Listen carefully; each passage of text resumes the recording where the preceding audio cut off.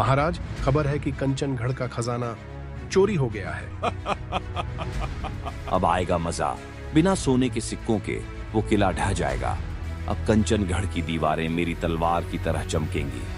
राजा सिर्फ ताज पहनता है, असली राज अब धवलगढ़ का होगा। राजा रात भर खजाने वाले कमरे में इंतजार कर रहा था।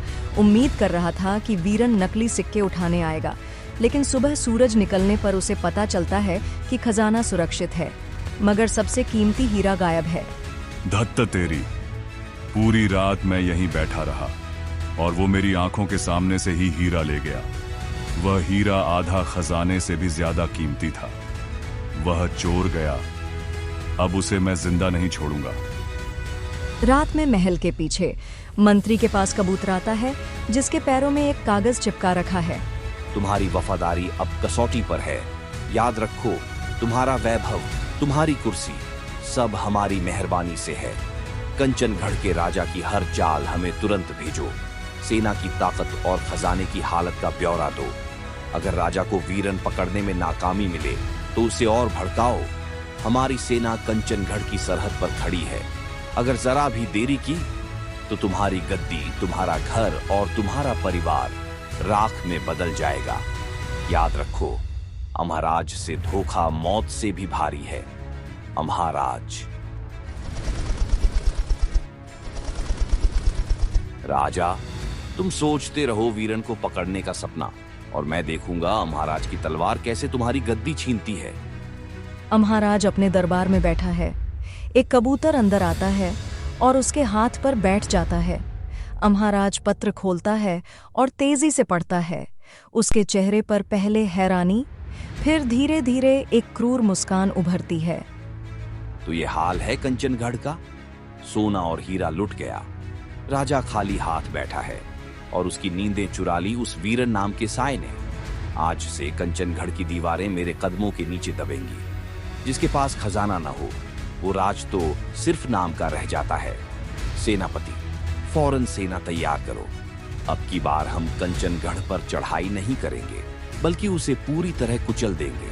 और जब उनका राजा हमारी तलवार के नीचे सिर झुकाएगा, तब इतिहास याद रखेगा, अमहाराज ने सिर्फ जीत नहीं ली, बल्कि उनके वजूद को मिटा दिया।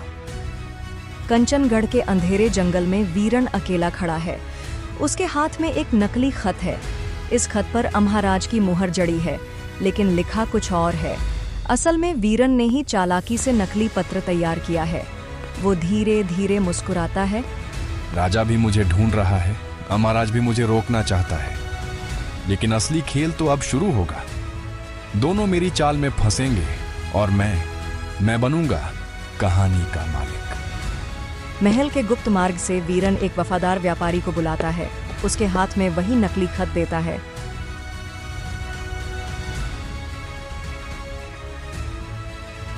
राजा कंचनगढ़ अमहाराज से गुप्त युद्ध की साजिश रच रहा है।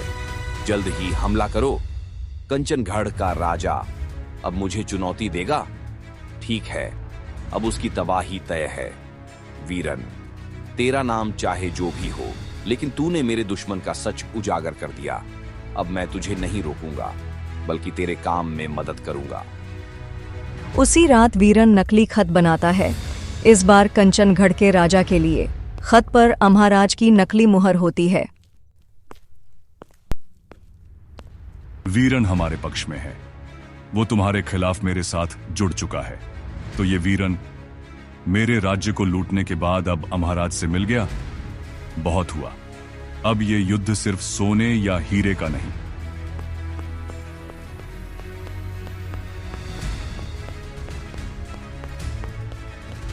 रुको, कौन हो तुम और महल में किस लिए आए हो? महाराज के आदेश पर आया हूं। सुना है कि दरबार की लकड़ी की चौखटें चरमरा रही हैं। अगर समय पर दुरुस्ती न हुई तो महल की दीवारें ही खतरे में आ जाएंगी। अगर एक ईंट भी गिरी तो उसका दोष उसी द्वारपाल पर होगा जिसने कारीगर को रोका था।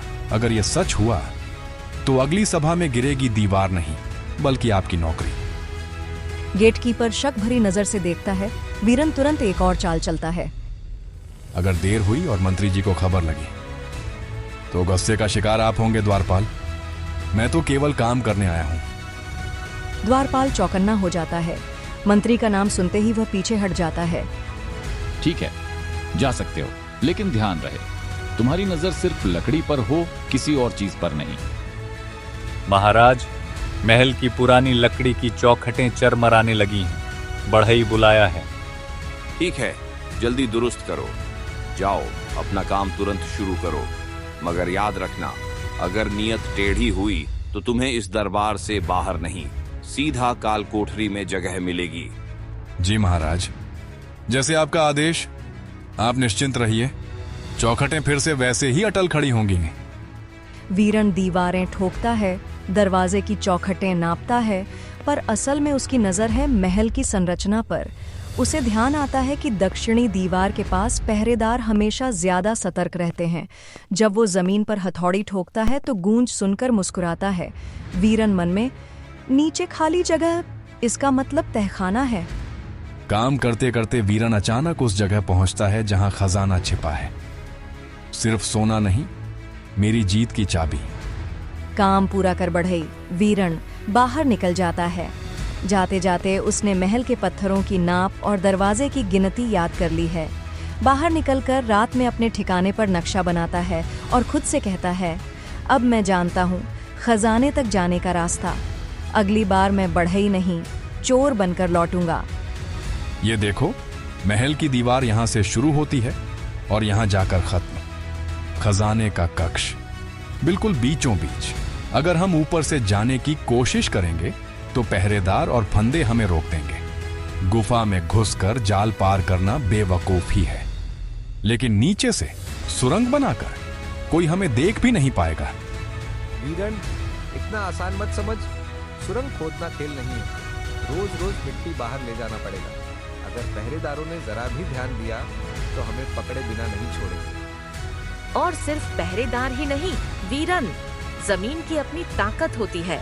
अगर सुरंग ढह गई तो हम सब जिंदा जमीन के नीचे दब जाएंगे।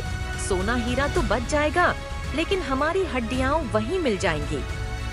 तुम दोनों सच कह रहे हो। खतरा बड़ा है, लेकिन इनाम उससे भी बड़ा। सोचो जरा, अगर हम ये कर पाए तो हमारी आने वाली पीढ़ियां भी गरीबी का नाम नहीं जानेंगी। राजा सोने की दीवारों में जीता है और हम मिट्टी में मरते हैं। अब वक्त है मिट्टी को काटकर सोना निकालने का। यहीं से शुरुआत करेंगे। खजाना तक पहुंचने के लिए कम से कम 20 हाथ गहराई और 100 मील लंबाई खोदनी होगी। 20 हाथ गहराई? भाई, इतना खोदने के बाद अगर सोना न मिला तो हम खुद तांबे बन जाएंगे। धीरे बोलो दोनों, जंगल में पहरेदार घूमते रहते हैं। अगर किसी ने आवाज सुनी तो सब खत्म।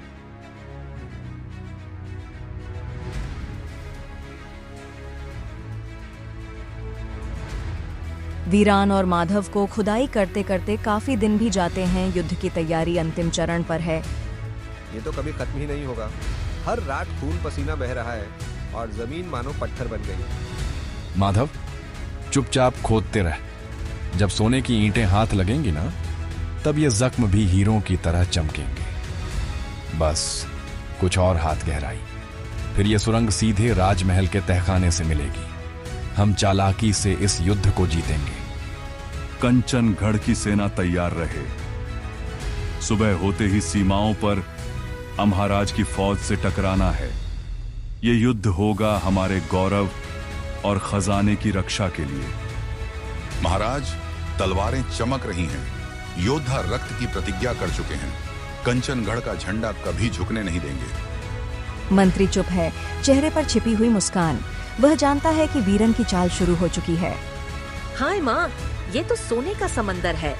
इतने गहने तो मैंने सपनों में भी नहीं देखे। अगर हम चाहें तो इस खजाने से आधा राज्य खरीद सकते हैं और आधे राज्य को अपने पैरों तले झुका सकते हैं। इतना सोना, लेकिन ये जगह तो मौत का कुआं भी लग रही है। कहीं सैनिकों को भनक लग गई तो हम यहीं जिंदा दफन हो जाएंगे। वीरन, जल्दी करो। सुबह का उजाला हमारी मौत का पैगाम बन सकता है। डरने की जरूरत नहीं माधव, ये रात हमारी है। आज से ये खजाना राजा का नहीं, वीरन का है। इतिहास याद रखेगा कि तलवारें लड़ती रह गईं, लेकिन बाजी उस चोर ने मार ली जिसने अंधेरे में सुरंग बनाई। वे थैले भर भर कर खजाना उठाते हैं और सुरंग से वापस निकलने लगते हैं। महाराज, राजमहल का खजाना लुट चुका है। पूरा तहखाना खाली है, बस धूल और खाली संदूक रह गए हैं। क्या बकवास कर रहा है तू? खजाना? वो तहखाना जिसे पहरेदारों ने 24 घंटे घेरा हुआ है। अगर खजाना गया है तो मतलब हमारी ताकत गई है, हमारी आत्मा गई है। महाराज, ये तो राज्य के लिए सबसे बड़ा संकट है। बिना खजाने के सेनाएं कितने दिन लड़ पाएंगी? सैनिकों का मनोबल धन से चलता है और आज वो आधार ही खिसक गया है। दुश्मन को तलवार से नहीं, पेट से हराया जाता है और अब हमारे पास दोनों कमजोर हो चुके हैं। नहीं, ये असंभव है। युद्ध से पहले ही हम हार गए और मैं राजा महाराज कुछ ना कर सका। मैं जनता और अपने सैनिकों को क्या जवाब दूंगा? ऐसी बेइज्जती आज तक नहीं हुई हमारे राज्य की। दरबार में सन्नाटा छा जाता है। सेनाएं युद्ध की तैयारी रोक देती हैं। महाराज की आगे बढ़ने वाली ज्वाला एक झटके में बुझ जाती है। जय महाराज वीरेंद्र, मैं रात भर धवलगढ़ की सीमा में छिपा रहा। जो खबर लेकर लौटा हूं वो हमारे लिए किसी वरदान से कम नहीं है। महाराज, धवलगढ़ का राज खजाना लुट चुका है। क्या कहा तूने? खजाना लुट चुका है?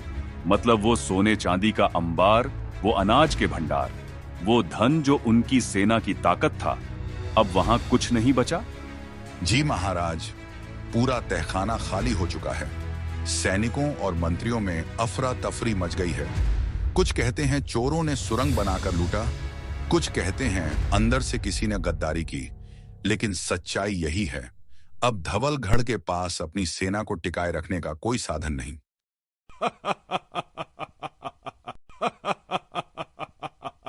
ये तो देवताओं का आशीर्वाद है। हमने तो युद्ध की तैयारी की थी, पर बिना रक्तपात के ही विजय हमारे चरणों में आ गई। जहां खजाना नहीं, वहां सेना भूख ही मरती है, और भूखी सेना से कोई राज्य नहीं टिकता। मतलब धवलगढ़ पहले ही हार चुका है। इतिहास याद रखेगा, कंचनगढ़ के महाराज वीरेंद्र ने बिना युद्ध लड़े विजय प्राप्त की। एक राजा का खजाना गया, दूसरे का भी चला गया। अब दोनों राजा सिर्फ खेल के मोहरे बनकर रह गए और एक युद्ध जिसमें बहुत लोग मारे जाते हैं शुरू ही नहीं हुआ। दोस्तों, आपको क्या लगता है, क्या धन से युद्ध रोका जा सकता है? दोस्तों, आपको कहानी कैसी लगी? अगर अच्छी लगी हो तो लाइक, शेयर और सब्सक्राइब जरूर करें।